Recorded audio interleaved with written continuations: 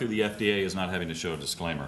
I'm not there yet. We don't have a product quite yet on the market, but we will soon. The company was founded here in San Diego in 2004. We have two unique disruptive technologies. One is a method for continuously monitoring blood pressure without the use of a cuff, and then a revolutionary body-worn platform, all of which is connected wirelessly, connecting the patient and the provider.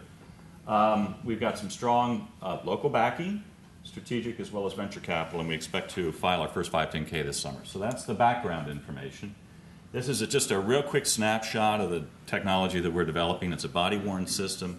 The device itself is worn on the wrist. It's a vital sign monitor. It monitors all the traditional vital signs, including continuous non-invasive blood pressure, and some other unique things. It measures motion, and it also is a voice communicator, so it can open channel of communication between a nurse and a patient, for example, who perhaps need to communicate but aren't close together. It also can monitor location in a hospital. So many unique features to this system. And remember that ease of clearance is inversely proportional to degree of innovation when talking about the FDA. So this presents some interesting challenges. This is the device in use. And it's a wireless device in the sense that while it captures and computes all of the necessary information about the biometric data and the condition of the patient while it's worn on the patient, so the patient can move about, it is wirelessly communicating all the time with the network. And once on the network, it allows the clinician to actually visualize the condition of the patient. And what we're trying to do is develop a technique or method for alerting a physician when there are the early signs of deterioration in a patient, which is very different from the standard of care today. So our goal is ultimately to be able to predict problems before they happen and allow a clinician to intervene. This is a setup slide for why mobile wireless healthcare is so critical. And so while there are a lot of issues that we're all wrestling with, particularly on the regulatory and reimbursement fronts, it's an inevitable evolution of our healthcare system. With the demographic changes that are going to occur, I don't know how many of you know, but this is the first year that the baby boomers turn 65.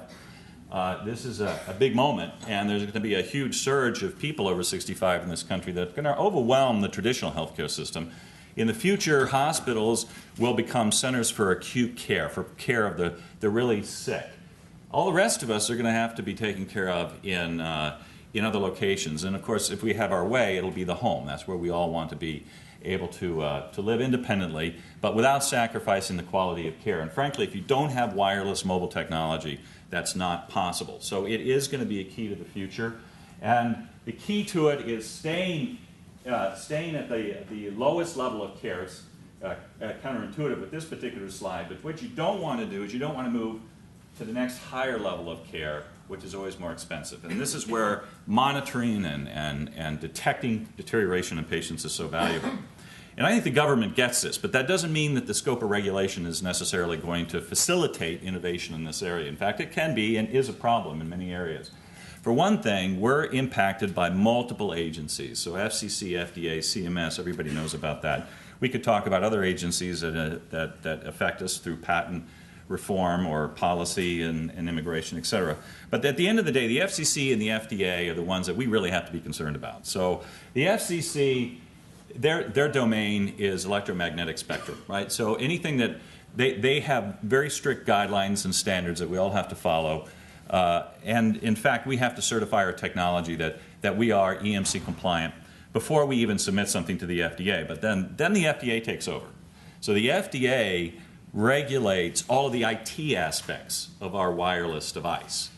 And they're not quite as clear. There are very few guidelines and very few standards affecting that. So that leaves a lot of room for, frankly, ambiguity and challenges in trying to clear wireless devices.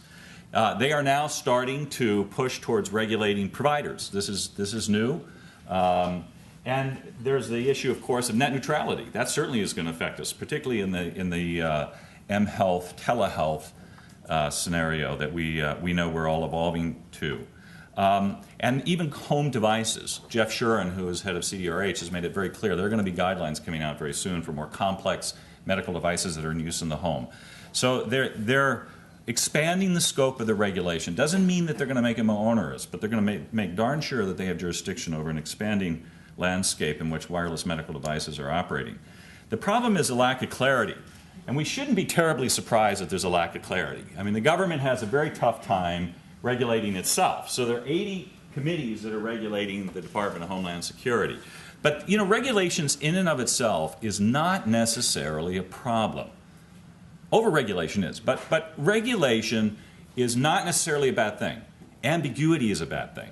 Uncertainty about how to interpret it is what ultimately challenges innovation and in many cases can restrict investment.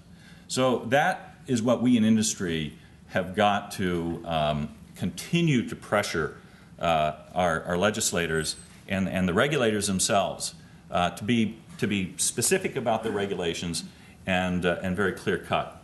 And I think there's a lot of good work going on in that regard. And here in town, the West Wireless Institute has behind the scenes, I think, in a very short amount of time, become very influential in the process of clarifying a lot of the regulations we have to deal with.